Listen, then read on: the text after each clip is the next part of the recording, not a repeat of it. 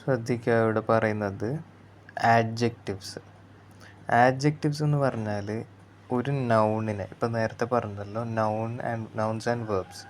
അപ്പോൾ ഒരു നൗണിനെ, അതായത് ഏതെങ്കിലും ഒരു വ്യക്തിയുടെയോ അല്ലെങ്കിൽ സ്ഥലത്തിൻ്റെയോ ഒക്കെ പേരിന് വേണ്ടി വെക്കപ്പെട്ട പദമാണ് നൗണ്, പേരിനെ സൂചിപ്പിക്കുന്ന.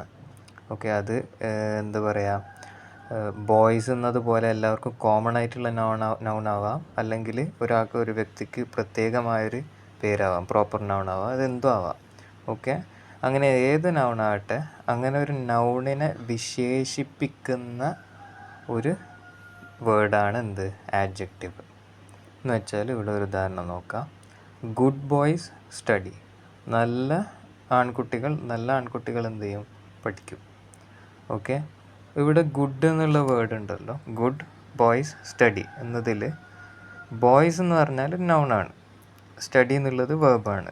ഇപ്പം ഈ ഗുഡ് എന്നുള്ളത് എന്താ, അതായത് നല്ലവരായ ആൺകുട്ടികൾ. അപ്പോൾ ബോയ്സിനെ വിശേഷിപ്പിക്കാൻ വേണ്ടിയിട്ടാണ് ഗുഡ് എന്ന വേർഡ് ഉപയോഗിക്കുന്നത്. അപ്പോൾ ഈ സെൻറ്റൻസിൽ ബോയ്സ് എന്നത് എന്താണ്, ഒരു നൗണാണ്. ഗുഡ് എന്നത് ആ ബോയ്സിനെ വിശേഷിപ്പിക്കാൻ ഉപയോഗിക്കുന്ന വാക്കാണ്. അങ്ങനെയുള്ള വാക്കിനെ, അതായത് ഒരു നൗണിനെ വിശേഷിപ്പിക്കാൻ ഉപയോഗിക്കുന്ന വാക്കിനെയാണ് നമ്മൾ എന്ത് വിളിക്കുക, ആഡ്ജക്റ്റീവ് എന്ന് വിളിക്കുക.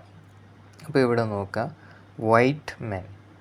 മെൻ എന്ന് പറയുന്നത് നൗണാണ്, കോമൺ നൗണാണ്, കാരണം ആരും ആവാം. ഓക്കെ, ഇന്ന വ്യക്തിയെന്ന് പ്രത്യേകിച്ചില്ല, പക്ഷെ അതൊരു നൗണാണ്, ഒരു കോമൺ നൗണാണ്. ഏത് ഒരു മൊത്തത്തിൽ പ്ലൂറലായിട്ടുള്ള ഒരു കോമൺ നൗണാണ് മെൻ. അതിനെ നമ്മൾ വിശേഷിപ്പിക്കുന്നത് വെളുത്തവരായ മെൻ. ഇനി നമുക്ക് വേറൊരു ഉദാഹരണം നോക്കാം. അത് ഇപ്പോൾ ഏജ് ആവാം, ഉദാഹരണത്തിന് യങ് മെൻ. ഓക്കെ, അതായത് ചെറുപ്പക്കാരായ ആണുങ്ങൾ, പുരുഷന്മാർ. അല്ലെങ്കിൽ ടോൾ, ഹൈറ്റിനെ വിശേഷിപ്പിക്കുക ടോൾ മാൻ, അതായത് ഉയരം കൂടിയ ഒരു മാൻ. അല്ലെങ്കിൽ സൈസിനെ വിശേഷിപ്പിക്കുക. അപ്പോൾ ഇങ്ങനെ എന്ത് വിശേഷണമാവാം, കളറാവാം, ഏജ് ആവാം, ഹൈറ്റ് ആവാം, സൈസ് ആവാം, എന്തും ആവാം. ഓക്കെ, അപ്പോൾ അങ്ങനെയുള്ള പല രീതിയിലുള്ള വിശേഷണങ്ങളുണ്ടല്ലോ. അപ്പോൾ ഇങ്ങനെയുള്ള വിശേഷണങ്ങൾ ഉപയോഗിച്ച് ഒരു നൗണിനെ വിശേഷിപ്പിക്കാൻ വേണ്ടി ഉപയോഗിക്കുന്ന വാക്കാണെന്ത്, ആഡ്ജക്റ്റീവ്. അപ്പോൾ ആഡ്ജക്റ്റീവ് എന്ന് പറഞ്ഞാൽ ഇത്രേ ഉള്ളൂ, ഒരു നൗണിനെ വിശേഷിപ്പിക്കാൻ വേണ്ടി ഉപയോഗിക്കുന്ന വാക്ക്. Good boys, white men, white women,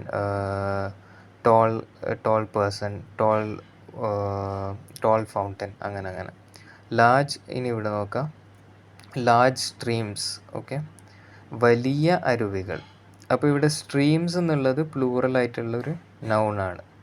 okay, streams എന്നുള്ളത് പ്ലൂറലായ ഒരു നൗണാണ്. അതിനെ വിശേഷിപ്പിക്കാൻ വേണ്ടിയാണ് എന്തുപയോഗിക്കുന്നത്, ലാർജ്.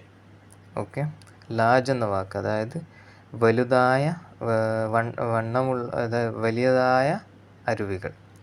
ഫ്ലോ, അതൊരു വേർബാണ്. ആ അരുവികൾ എന്ത് ചെയ്യുന്നുണ്ട്, ഒഴുകുന്നുണ്ട്.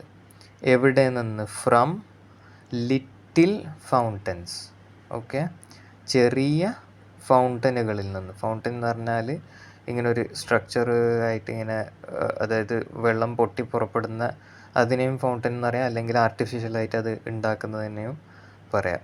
അപ്പോൾ ലിറ്റിൽ ഫൗണ്ടൻസ്, ഇവിടെ ഫൗണ്ടൻ എന്നുള്ളത് ഫൗണ്ടൻസ് എസ് ചേർന്നപ്പോൾ പ്ലൂറലായ ഒരു നൗണാണ്. അവിടെ ഫൗണ്ടനുകളിൽ നിന്ന്. എങ്ങനെയുള്ള ഫൗണ്ടനുകൾ, ലിറ്റിൽ, ചെറുതായ. ഓക്കെ, അപ്പോൾ ലിറ്റിലാണ് ഇവിടെ എന്ത്, ആഡ്ജക്റ്റീവ്. അതേപോലെയാണ് എന്ത്, ലാർജ് സ്ട്രീംസ് എന്നതിൽ സ്ട്രീംസിനെ, അരുവികളെ വിശേഷിപ്പിക്കാൻ വേണ്ടിയാണ് എന്ത് കൊണ്ടുവന്നത്, ലാർജ്, വലുതായ സ്ട്രീംസ്. ഓക്കെ, അപ്പോൾ ഇവിടെ സൈസാണ് എന്ത് ചെയ്യുന്നത്, ഡിസ്ക്രൈബ് ചെയ്യുന്നത്. ഓക്കെ, ഇനി അതുപോലെ ലിറ്റിൽ, ലാർജ്. അതുപോലെ എന്താ വേണേൽ എണ്ണ ആവാം. Okay, 2 horses, 3 horses. അപ്പോൾ ഹോഴ്സസ് എന്നുള്ളത് എന്താണ്, കുതിരകൾ. ഓക്കെ, എത്ര എണ്ണം, 2 എണ്ണം, 2 horses, 2 large horses. അപ്പോൾ അങ്ങനെ 2 adjective, 3 adjective ഒക്കെ അങ്ങനെ വരാം. ഓക്കെ, ഇവിടെ പല രീതിയിൽ ഉപയോഗിക്കാം. കളർ ആവാം, സൈസ് ആവാം, അത് എണ്ണ ആവാം, അല്ലെങ്കിൽ വണ്ണ ആവാം, അല്ലെങ്കിൽ ഹൈറ്റ് ആവാം, അല്ലെങ്കിൽ കളറാവാം, ഇങ്ങനെ എന്ത് കാര്യവും അതിനെ ആ നൗണിനെ ഡിസ്ക്രൈബ് ചെയ്യുന്ന വാക്ക്, അതാണ് ആഡ്ജക്റ്റീവ്. ഇതാണ് ഇവിടെ മെയിനായിട്ട് പ്രധാനമായിട്ട് എന്ന് പറയുന്നത്. ഓക്കെ. വൈസ് മാൻ, അതായത് നല്ല കാര്യങ്ങളൊക്കെ പരീക്ഷിച്ച് അറിഞ്ഞ ഒരാൾ, അതാണ് വൈസ് മാൻ. ഇൻഡസ്ട്രിയസ് മെൻ, ഓക്കെ, അത് ഒരു ആഡ്ജക്റ്റീവാണ്.